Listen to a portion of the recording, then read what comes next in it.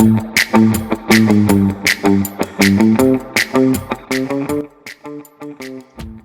to the NYREJ Podcast. I'm your host, Rick Kaplan. My guest today is Harrison Bonner and Alex Cwiakala from Wollaston Real Estate Investments. Good morning, guys. Good morning. Good morning, Rick. How are you? Good. So tell me a little bit about what you guys do, and a little bit about Wollaston Real Estate Investment. Yeah, sure thing. So Wollaston Real Estate Investments was founded by Alex and I in 2018 when we were based in the Quincy area of Massachusetts, right off of Wollaston Beach. We were going through a little bit of a rebranding period. We had been in the real estate industry for a couple of years, and we said, this Wollaston area has roots. This sounds like a fancy name for a real estate company. Let's make this our name. So that's how we got the name Wollaston Real Estate Investments. We grew a bit through, we sort of ascended through the ranks of local real estate developers. So from like wholesaling and flipping single family houses up through the mid-sized condominium development space, building new construction and gut rehab projects in the 2 to 6 unit range, mostly in the Boston metro, like emerging neighborhoods of Boston areas. So our price ranges for our condominium products during that time were typically between like $500,000 and $600,000. So that was our bread and butter for a couple of years. And now what we focus on, and we got started on this strategy, which was supposed to be sort of a supplemental real estate strategy for us, but it ended up turning into really our main development strategy. Was in 2019. We started acquiring and developing and repositioning multifamily apartment buildings in the Western Massachusetts area, specifically Holyoke, Massachusetts, and Springfield. We have 2 buildings in Springfield. Most of our portfolio is in Holyoke. So we were always in the construction rehab space with our condominium developments. We were general contracting all of our work. So it felt very much like we were general contractors, construction manager types. So we took that same mindset of value add into the larger multifamily space, now typically between 10 and 20 units per property. But in the Holyoke areas, our dollars could go a lot further. So we could get, a lot more apartments for a lot less price per unit. That was really attractive to us. It's worked out for us in a variety of different ways. And we've sort of nestled into the Holyoke as our little honeypot, if you will. Alex has relocated, his life from the Quincy area to now he lives in the Holyoke area. I live a bit closer as well. So we've really transitioned our entire business into now who we are is we are a vertically integrated multifamily developer in Western Massachusetts focused on mid-size apartment buildings, renovations and stabilizations. Well, I can understand you wanted to get away from being along the ocean. You wanted to go inland. Doesn't we heard the tides were rising? Yeah, that's the sea levels are rising, so figure to be safer out there. So you did have a project in Holyoke that we talked about this in the past. It's a kind of unique project because it's caters to the arts in some form, correct? Yeah, we're Holyoke. Western Massachusetts in general is going through a bit of a kind of a cultural arts growth spurt, which is really awesome. There's a lot of community involvement. There's a lot of state dollars being dumped into culture and arts in general, and we've timed the ability to be part of that just almost perfectly. Within the last 18 months or so, we've worked with a couple organizations, and we've installed over 25 relatively large scale murals and installations across different buildings here in Holyoke. So to drive through a corridor of Holyoke that was effectively, just bare brick. Even buildings that are dilapidated, once a mural is installed, immediately the property starts to get a bit cleaner. There's less negative energy around the space because people are coming to it to look at it, and it's bringing this new kind of wave of tourism and people into the city, which they haven't had. And art tours, mural tours are kind of a small start, but we've seen and we've felt, which is sometimes a hard thing to quantify, we've felt a change and shift in the market, and it feels brighter. So that's really nice, because as we're going through and we try to tie the line between renovating and making these properties clean and safe without necessarily displacing. As developers, we walk a fine line. So the art has given us an opportunity to really indulge in the fabric of the community we work in. We have artists that reflect our tenant base, as well as artists that reflect the Holyoke base. So all of our projects have really started to embrace a bit of the art side of things. And then, yes, our Prudential project, and we've also got a potential art school pop-up idea for one of our projects in South Holyoke. We're very big on it. So I don't know what building you're about to talk about, truthfully, Rick, but we're in it. Well, that's really an interesting concept, because, the old saying, you build it and they will come. So you're kind of doing that type of a project where you're building something and it's attracting people from outside the region, or even the general area, to come into this area where it's kind of changing the neighborhood. It is. Which is a great thing, because like you were saying, developers tend to try to displace the people that are living in those areas instead of trying to bring something to benefit them, and maybe even find that it will create more jobs for them, and localize the economy, to fit who's living there. I agree. I think working in these neighborhoods has really taught us that, by and large, most of our tenant base is just normal, good people. And a lot of times, if you meet people where they are, and you show them, here's an opportunity, here's a step to get to where you want, some things that maybe we take for granted, and you just don't know what they don't know or what you don't know. And so if you just take a step back and try to meet them where they are, there's a lot of horror stories about working in Holyoke and in Western Massachusetts. And truthfully, we've come at this from a let's respect and work with the people in the communities that we're serving. And we've had a really wonderful experience out here, truthfully. And that's great. I mean, It's good to hear that it's not just a good development story, it's a good feel-good story. Which I think that should encourage other people. And as developers, you want to have other developers coming into those areas, because it's going to create a stir of them cleaning up rundown properties, or even tear downs and rebuilds. Hopefully they can do that and keep that kind of mindset that you're talking about.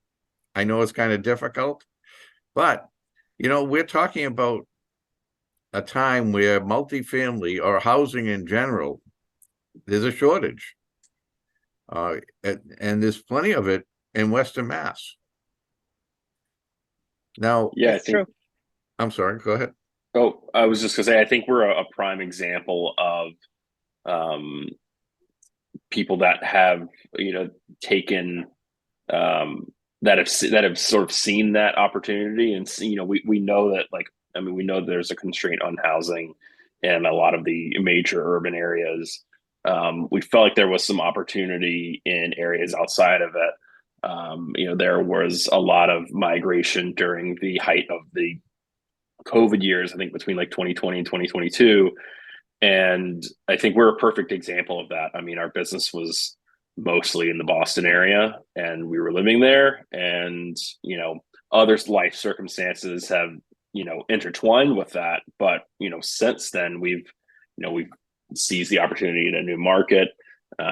We moved everything out of this area that working and developing it was really challenging. And yeah, I mean, we, like Alex said, we've really come to like Holyoke, and really enjoyed our experience with working in the area. And hopefully we continue to build it up and bring more and more people out this way. Yeah, I do think, Rick, there's a bit of a misconception about getting into C-class real estate, with just the perception that this is going to become a massive cash cow and you're not going to have to do anything. It really is. I see that in our circle. It's kind of a widespread misunderstanding, and it's in fact quite the opposite. Here, we have much more support for all of our buildings comparatively to what we used to do while we were doing market rate condominiums in Boston. So while there's a ton of great fruit that these projects can yield out here, you really do have to come into this with understanding that you're going to treat this as an active investment. It's not going to just be a passive opportunity. And as soon as you flip the switch and you're willing to get involved, then the process through and through feels much better, and you're going to get to where you want to go. But this is definitely not this is not a cruise control neighborhood where you just park it and leave it. So when you say that, are you talking about you need to be more involved in the community and the neighborhoods that you are redeveloping or retrofitting, whatever? Absolutely. There's socioeconomical problems. There's, every neighborhood has its people problems. And when you're present, a lot of that stuff naturally flushes itself out. It's the absentee landlords that don't have eyes on the building that tend to have more challenges, or they have a harder time fixing their problems. Whereas if you're present, we've got 6 guys that are pretty much working for us full time every single week. So if there's an issue, somebody can be at the property within the day usually to repair it, unless it's something significant. But then also just being present for daily property walkthroughs, ensuring that your grounds are kept clean, and effectively you start to do this enough that you start to change the mentality of the tenant base in the neighborhood, and you don't have to do it by necessarily gentrifying or removing anybody. You're just maintaining and keeping it clean, and then cameras, door access control, some basics that help you manage remotely, and you'll have a much better experience working on these types of projects. So do you find that when you clean up the area and you have someone that's maintaining making sure the yards are clean, making sure the common areas are clean in the property, do you find that it's eliminating a lot of the I have to be tiptoeing around the term, but I'm gonna throw that out the window and say the criminal element. Yeah, I mean, it is what it is. You got to get rid of it before you can. It's what I've noticed is that landlords that let the criminal element thrive in the building, the tenants don't respect the building and they don't respect the landlord. So and while truthfully, I'm not here to solve the drug problem in Massachusetts or America. That's above my pay grade. But the guys that let even weed dealers just do their thing inside of a building, it turns into a cancer and it spreads throughout the rest of your building. So at the end of the day, you got to do things the right way. If you're going to come into the neighborhoods, you got to make sure that you notify your tenants of the rules of conduct to live here, to operate here, how they're going to, have visitors. It's nice to have cameras, door access control. So, if someone leaves trash in the hallway, it'd be really nice to be able to just see that immediately. Little things like that you just keep informing them. You don't necessarily have to go right to fees and fines or what have you. But yeah, you do have to take care of the criminal element, and that can be hard. And we've worked with local police before, but a lot of the times, truthfully, the criminal element tends to cleanse itself because well, they bring too much attention to themselves. And once that happens, then law enforcement a lot of times will remove them for you, and you have the opportunity to to turn that unit over. And we've had that happen a couple times. No, I always wondered why multi-family property owners don't have the tenant do some of the maintenance. And when I say maintenance, give a tenant like $50 a month off their rent if they make sure all the hallways, all the common areas are clean, and they check that every day. You make sure it's all clean. Why wouldn't you do something like that? I've tried. Yeah. We've actually tried that with a handful of tenants across a handful of buildings, and our results have been spotty. I'm not sure what it is, why it hasn't necessarily stuck. That would make basic property cleanliness and management, it would make it seem very simple. We haven't had luck with getting our tenants to do that, but yeah, it's a great idea, and I think in many cases some landlords do that. I would love to do that. It's like I think it could certainly work, something like that, but it depends on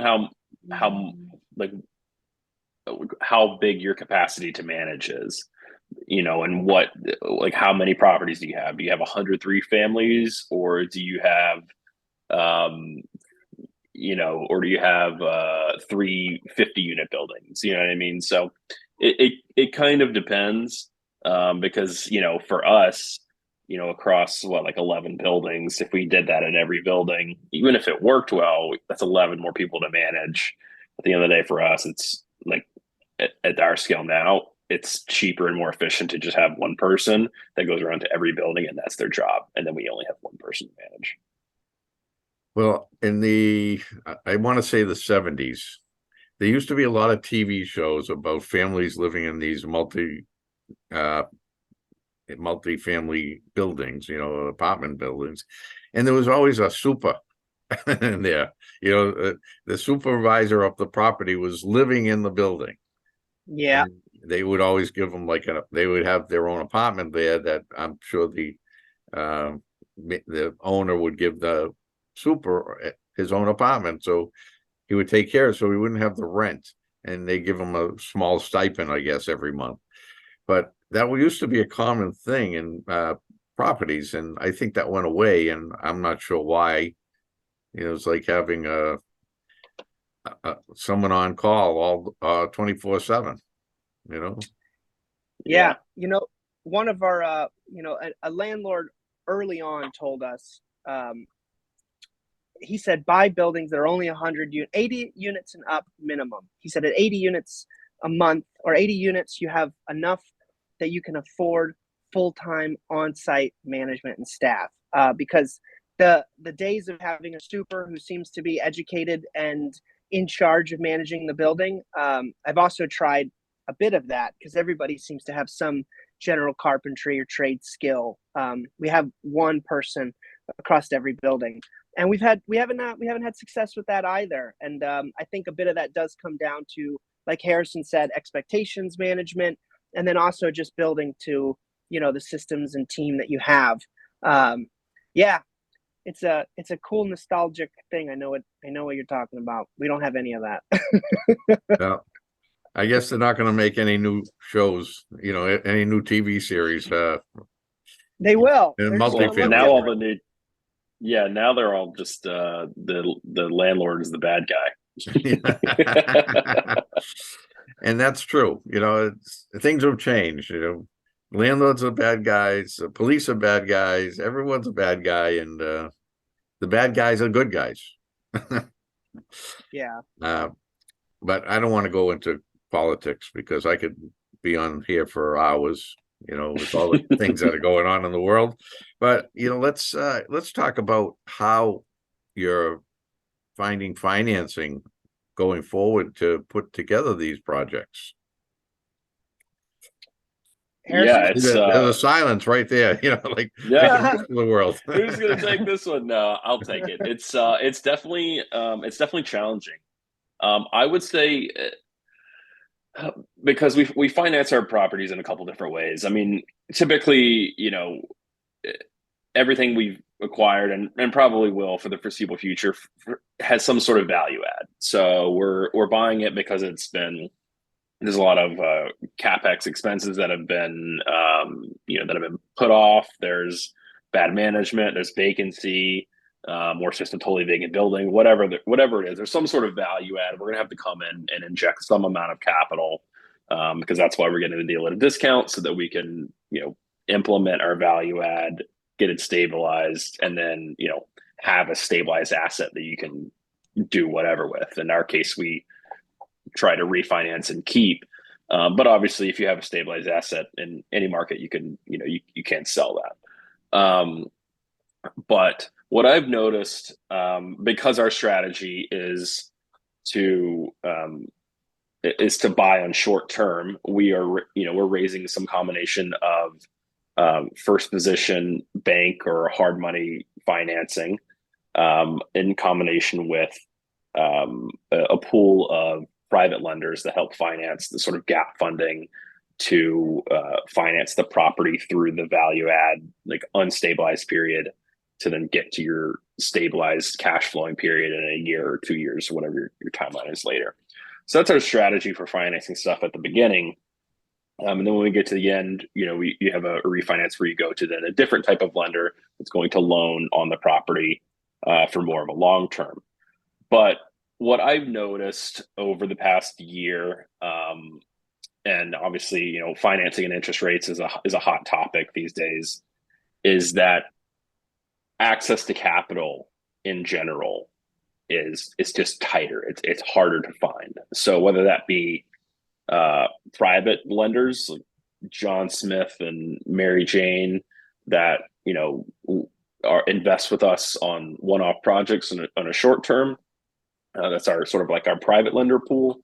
That pool of investors, their capital has just gotten tighter, whether it be their capital's tied up or they lost money on their last deal, or they are just more apprehensive. Their checkbooks are tighter, right? Everyone's holding onto their money a little bit closer because they're I think oftentimes it's not even necessarily logical, but more emotional because they are unsure and there's a lot of uncertainty in the market. And that is, if you're taking that the step up to the next level of hard money lenders, kind of the same sentiment, right? They're a little unsure. They want to make sure they're investing in operators that are going to be able to execute. They're getting stress from the next level up. And so everyone is just more and more apprehensive from top to bottom, whether you start bottom up or go top down. A lot of that stemmed from, from 2020 to 2022, we had a massive influx of credit into the marketplace via, Federal Reserve stimulus packages that, came in the form of PPP loans and all sorts of stuff that the way the financing system works is the credit sort of snowballs all the way down to the consumer. And it snowballed to a point where that snowball was really big, and access to credit for consumers was your pool of access to money was large. Now that access to money is really tight and everything is starting to contract. So raising private money is much harder because you're having to, if your sales pitch was decent a year or two ago, it's got to be twice as good or 3 times as good now. If you are raising, or if you're looking to refinance, there's leverages are lower, interest rates are higher, because they're really just basing it on, we do a bunch of, refinance is mainly the type of financing that we've been acquiring, especially over the past 12 months. And so I've seen it go from, 70-75% LTV leverages at 4.5% interest rates up to now like 7.5 to 8.5% interest rates and 55 to 60% LTVs. Because even though your rent rolls are the same, or maybe in our case actually have gone up a little bit, $50 to $100 per month per unit, um, which I'm glad we bought and developed in the markets that we have been, because we're not we weren't in like the luxury space. We're having to take big cuts just to fill vacancies. We weren't in the office space where now half of our building is vacant and we're having to build out for new tenants, or just trying to find new tenants. So our little residential units are $1,000, $1,100, $1,200 a month. It's easy to incrementally increase them by 50 or $100. Helps that we also have a lot of subsidy tenants. But anyway, our rent rolls are the same or maybe a little higher, but with the interest rates, we're seeing leverages be a lot lower. So if we were acquiring something in the same scenario, we'd have to bring a lot more owner's equity to the table. So there's just a lot of challenges across the board. That's the environment has created some of these sorts of scenarios that I was just sort of laying out. So for us, it's understanding what's the environment, what are the scenarios, what are going to be the challenges, and what do we need to do to make sure that within our operation that we can stay as streamlined and as on course as we can, so that when interest rates and markets get a bit better in a year or two or three or whatever that may be, that we're positioned really well for to keep growing, and our balance sheet will look even better then. Well, a lot of the people that will finance different projects, or even banks that will lend money, they look for a track record, which you guys have. And with multifamily hasn't really been a losing. Yeah, you say that like the luxury, that's a tough market right now. But like the market you're in, I would think they would be looking for markets like that, because they still want to finance. It's just they want to be safe. Thanks. Right. They still make money by lending money, for sure. And as long as on our end, like as long as we can operate and collect, which we maximize our level of certainty of collections by really targeting subsidized tenants, because we just know that we're not, it just limits the chances of us having to chase rents. And if we had to chase 50 or 60% of our tenants for rent collection, we'd be in a bad spot.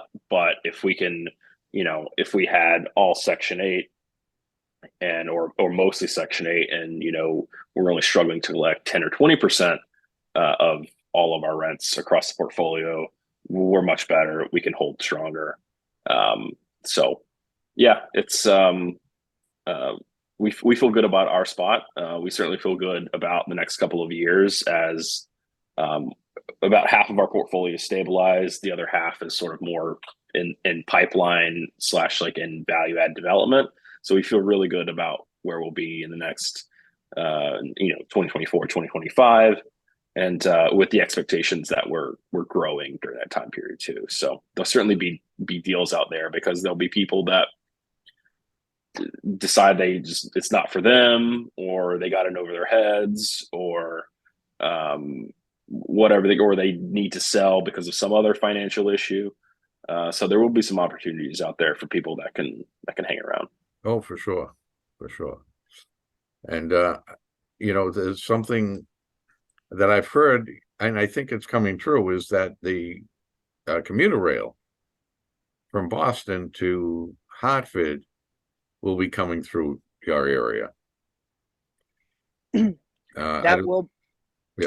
I've definitely heard rumors of trains going east to west, and that would be pretty awesome. I think Holyoke is poised well, and I think somebody really just has to, if you build it, they will come. Give them an opportunity. We're a 2-hour 45-minute ride to Manhattan. And we already have trains that go north and east, and we're at this wonderful crossroads of New England. And there's so much access just to get right to Holyoke and Springfield from many different directions that I think all you have to do is, you've got great priced real estate. You've got a lot of opportunity in a community that wants new development. I think the city of Holyoke has over 80 community host agreements for marijuana operations. I mean, they've never turned down somebody that wants to bring in that type of revenue, that taxable revenue. So they're open, and there's grants for there's new mechanical companies to help get them off the ground. And I think all we have to do is just, even if you started with, potentially maybe just some arts-based film stuff, and you ran it back and forth from Manhattan to Holyoke, you're going to be able to connect people as long as we can create some of this infrastructure.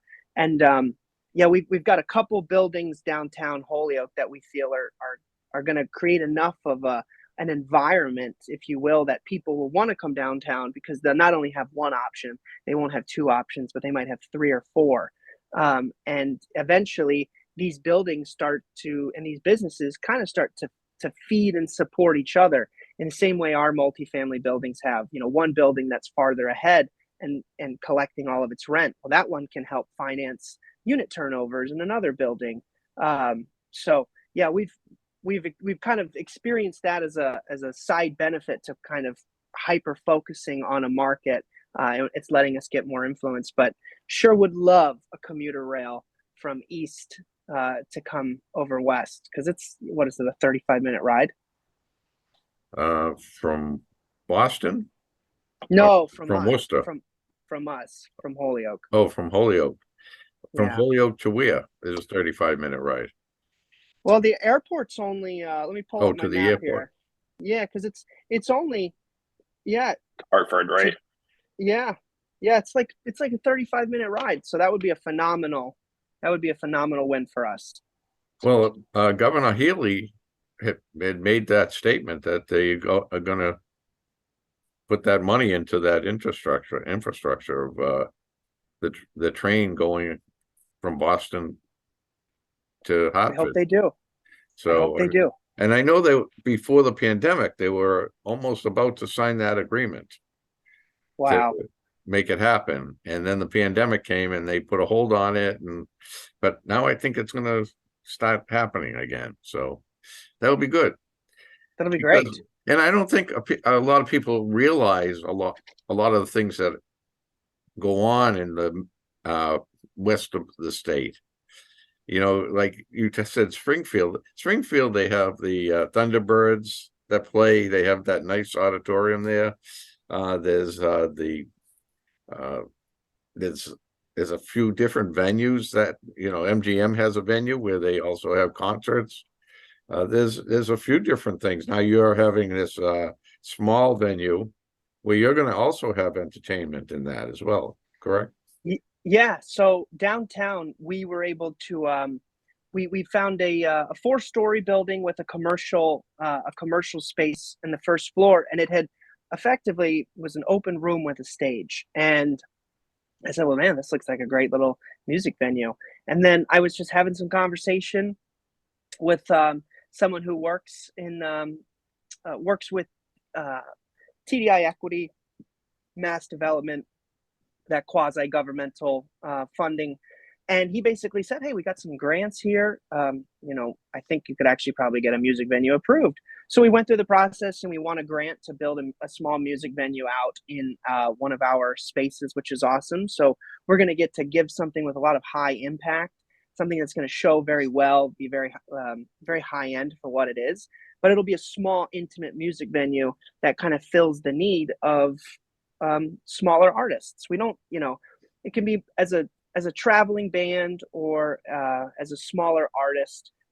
It's much harder to book a venue that seats 300 people. But if you have a 100-person venue, 2 or 3 local bands can fill it up in a night. And now you've got this kind of cool hive of local activity that you're fostering, and you're giving people a clean, safe area to come have some fun. Northampton lost a couple music venues over over COVID. So the timing for us feels pretty good.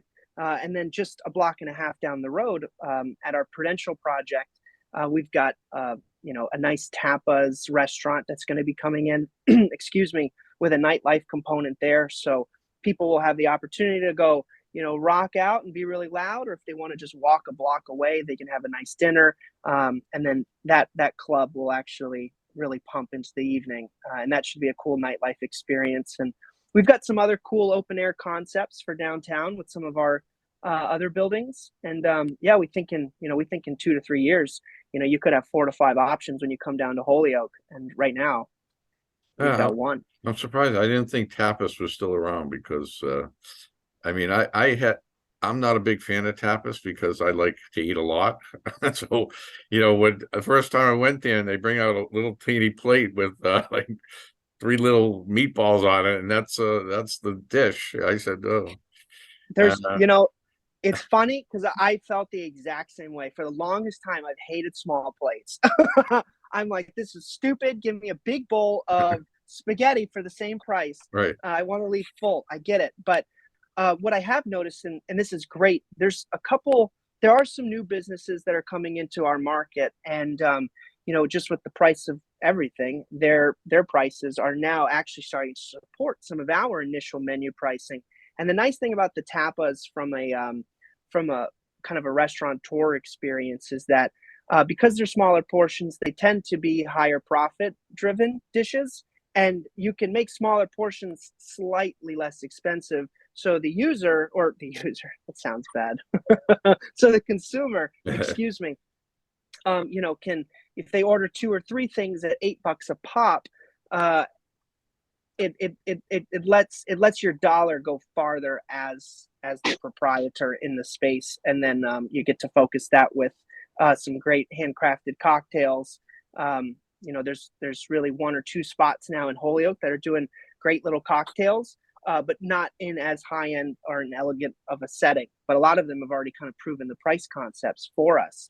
And then who doesn't love to dance? We just don't have a tremendous amount of high end venues out here compared to Boston.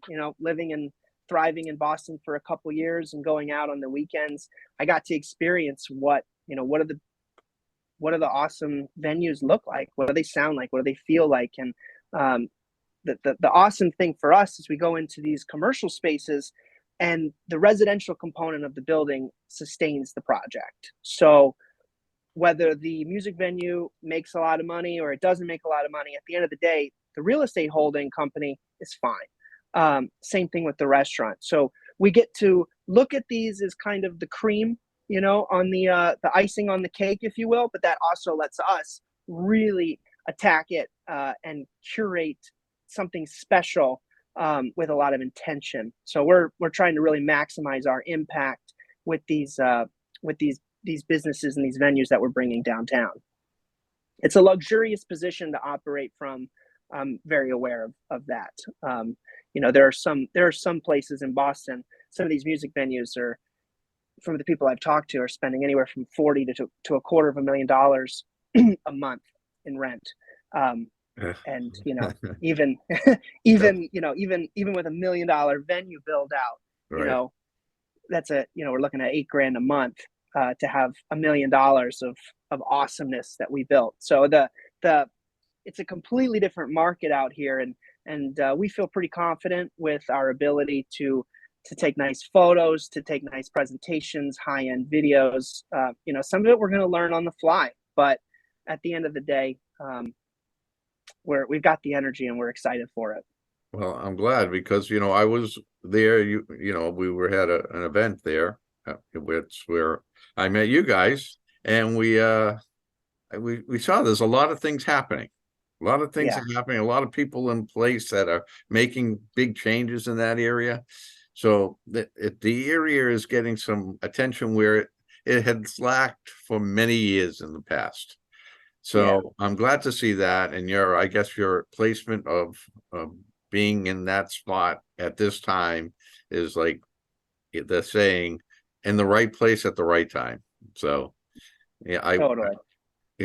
Lots of good luck and lots of success in that area. Unfortunately, we're coming to the end of the show. but I it's always great to talk with you guys. You've got some great ideas, and I love what you're doing out there.